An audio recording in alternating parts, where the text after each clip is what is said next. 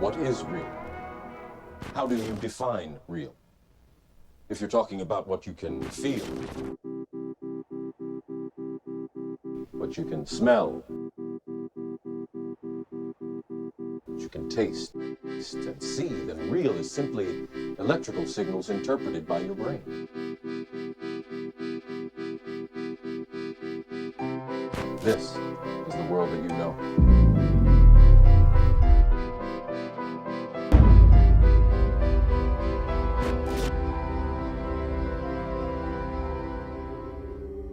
Ever felt like your entire life might be some kind of vivid dream? Concerned what might happen if you wake or don't, especially when you read the kind of news headlines we see today. News has learned that disgraced financier Jeffrey 14 students and 1 teacher are dead. We turn our focus now to Nigeria. Through a community after Sunday's mass shooting in a Catholic... The U.S. warned all day of a full-scale Russian invasion of Ukraine. First time in more than half a century, a House panel is holding a public hearing on mysterious flying objects. There's an inkling that something is just a bit off. Or when you have a random deja vu, it feels like there's just something more to what's happening around us. Oh, deja vu. A deja vu is usually a glitch in the Matrix. It happens when they change something. I know you feel it, but then you take your mind off it and forget about it. Because who are you gonna tell about it without sounding a bit crazy? Just a bit. Dreams are a kind of simulation. They are self-induced by our brain. We often can't distinguish between a dream and what we consider reality. Ever contemplated the absurdity of our reality we take for granted? If you reduced everything around you to its most basic form, you begin to realize and wonder, is this real? We're on a rock with water covering large portions of it.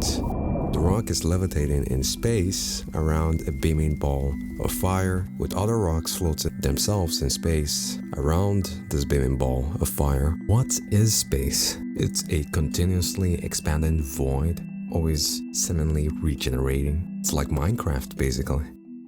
This video is brought to you by Neocuriosity and Rogue Academic. This channel is my attempt to unveil seemingly controversial, contentious subjects as concisely as I can, including anything in between that piques my interest. If you enjoy my videos, you can support me and my channel by hitting the like button, leaving a comment, sharing, and subscribing now. Thank you. The simulation hypothesis proposed that all of our existence is a simulated reality, such as a computer simulation, which convinces its inhabitants that the simulation is real. Computer simulations are designed to predict the behavior of or the outcome of a real-world or physical system. It doesn't take a genius to draw the similarities between the world we experience and the world we're now capable of generating in a computer. The simulation hypothesis bears a close resemblance to various other skeptical scenarios from throughout history and/or philosophy. The hypothesis was popularized in its current form by Nick Bostrom. However, human suspicion of the authenticity of reality has existed since antiquity. A skeptical scenario is just a hypothetical situation that can be used in an argument for skepticism about a particular claim or class of claims. Usually, the scenario posits the existence of a deceptive power that deceives our senses and undermines the justification of knowledge otherwise accepted as justified or absolutely true, and is proposed in order to call into question our ordinary claims to knowledge on the grounds that we cannot exclude the possibility of skeptical scenarios being true. Nick Bostrom's simulation argument posits that, or suggests rather, that at least one of the following statements is likely to be true. Living in simulation argument has these 3 complete possibilities that cover all possibilities. So what are they? Yeah, so it's like a disjunction. It says at least one of these three is true. Yes. Although it doesn't on its own tell us which one. So the first one is that almost all civilizations at our current stage of technological development go extinct before they reach technological maturity. So there is some great filter that makes it so that basically none of the civilizations throughout, maybe vast cosmos will ever get to realize the full potential of technological development. Okay, so what's number 2 in the... Well, so number 2 is the convergence hypothesis. That is that maybe like some of these civilizations do make it through to technological maturity, but out of those who do get there, they all lose interest in creating these simulations. So they have the capability of doing it, but they choose not to. Hypotheses like these have spawned popular ideas like the Mandela Effect, for example. In fact, stick with me for a moment. Let's talk about that for a bit. What is the Mandela Effect?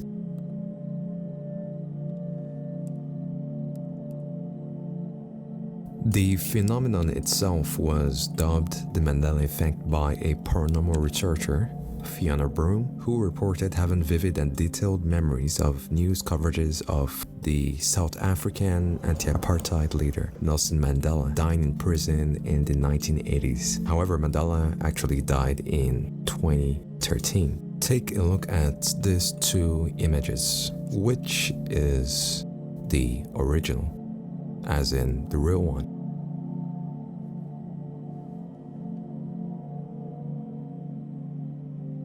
If you said the one on the left, you're wrong. It's actually the one on the right. There are many examples of this, and although the Mandela Effect is a fascinating phenomenon, it's been chalked off as claims of false memory by the scientific community. It still tells us that there is a good portion of society that is skeptical about the nature of our reality. Flat earthers fall into this camp of ideas posed by skeptics about our reality. Proponents of the Mandela Effect who refuse to accept that it's merely a case of false memories due to the sheer number of unrelated and or disconnected people experiencing the phenomenon suggest that we might be interacting with an alternate reality, arguing that the memories are true or in fact real, but it's reality itself that has been altered. Of nature makes, and that is that there are an enormous, mind-bogglingly large number of parallel realities, as real as this one, that have different consistent histories. So imagine where all of the laws of physics as we know them are obeyed, but different decisions were made along the way. Different decisions at the level of tiny microscopic particles, different decisions all the way up to what you chose to eat for lunch. And Fiona Broom and the likes, who espouse similar ideas, argues that what the scientific community claims as merely false memories and errors of the human mind are instead memories from a parallel or alternate universe, one where history and other sequence of events that transpired exactly as we remember, but at some point we might have drifted into an alternate history or reality. Hence, some of your memories misalign with reality or timeline you're currently experiencing. The interesting thing about this insertion is that it gives avenue for a lot of other possibilities. Even if the Mandela Effect is in fact false memories, and those who are adherents of such ideas might be connecting the wrong dots, science has broken ground on quantum physics and other theories that heavily support a multiverse of some sort, and even redefined how we think about time, indirectly giving grounds to something like a Mandela phenomenon as we know it, where there's a significant chance, if any of the hypotheses and or theories are true or granted as true for the sake of argument, the Mandela Effect becomes less about forced memories and more about when, and if so, how. That is, if we could, would we ever know we had interacted with an alternate reality or split from what we consider our current timeline, significantly enough that it would cause something like the Mandela Effect. The CERN Super Collider is dangerous. The first beam will circulate on 10 September 2008. The first spottings of the Mandela Effect online that I can find is also 2008. Physicality also changes based on an observer to observe, which in layman's terms means that it exists in more than one place at one time. Parallel worlds overlap with ours. And if we're smart enough, we can dive into them and grab their resources and pull them back into ours. Are you saying that your attempt to understand the fundamental operations of nature leads you to a set of equations that are indistinguishable from the equations that drive search engines and browsers on our computers? That is correct. And what I've come to understand is that there are these incredible pictures. Buried in them are computer codes that contain all the information of a set of equations that are related to string theory. And so I'm left with the puzzle of trying to figure out whether I live in the Matrix or not. And what does string theory say? It says that there is a multiverse. If there are other universes, can we go between universes?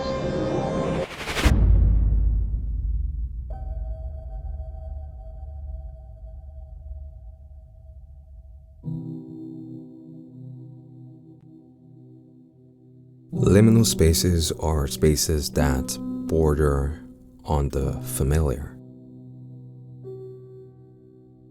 So it feels and seems like we know them, but they also seem alien. Being in a liminal space can be incredibly uncomfortable for most people. It's an uncanny valley of some sort. This scene in The Shining isn't just uncomfortable and eerie because of nice cinematography and suspenseful music. It's uncomfortable because it's a liminal space. To be in a liminal space means to be on the precipice of something new, but not quite there yet. It's kind of hard to describe.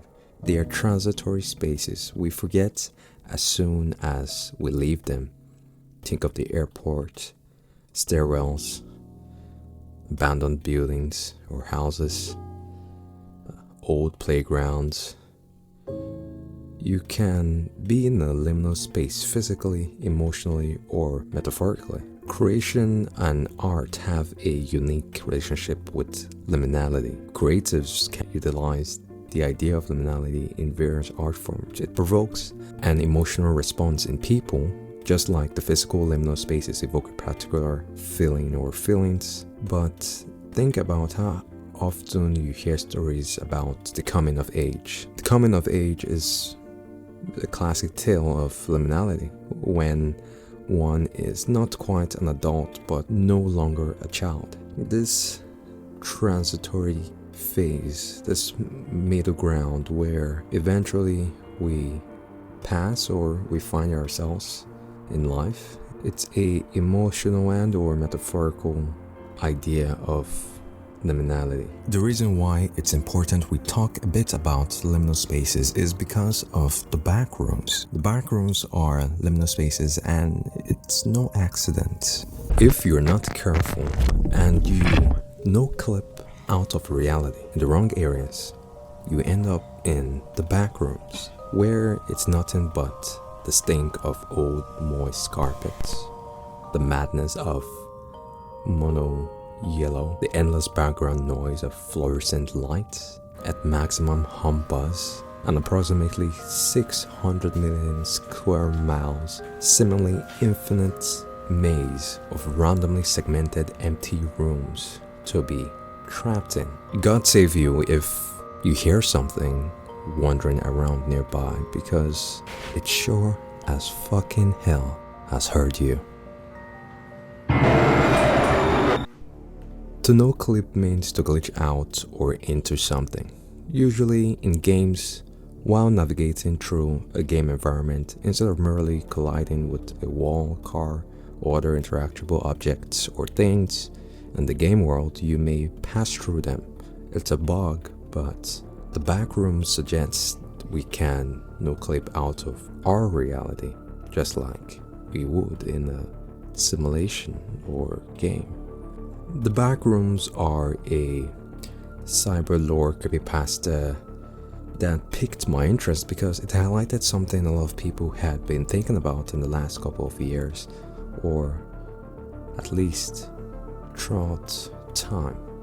Is our world, in fact, real? The Backrooms are liminal spaces that supposedly exist within or between our reality. But the Backrooms exist under the premise that we, in fact, exist in a simulation of some sorts. I observed early on that stories, lore, traditions, religions are time capsules that store abstract rituals and so forth about the peoples who create or invent them, even the time in which they are conceived. As the world rapidly changes too fast for us to even recognize, and we creep further into realizing our dystopian dreams, and the questions and stories of old about reality aren't just questions or stories anymore. Even religions have foretold that this world itself is merely a liminal space, in that it's in its entirety serving only as a transitory passage to the real world. But what are the Backrooms? In the end, the Backrooms, as I see it, stems from a collective fear and hopes that reality is in fact stranger than fiction, that this world is too surreal, it must be a simulation or something wilder, and the Backrooms are a lore infused by its own time. It's our way of reminiscing on the assertion that we are in a simulation. And it's no mistake, it was conceived just as we are at the technological precipice of the unknown and cusp of a new world. AI, driverless cars, etc. A world where religion is dwindling and uncertainty about our futures at its peak. It's also perhaps the collective subconscious fear of being forgotten, a time never had been forgotten. Ideals are time capsules, and so are the Backrooms.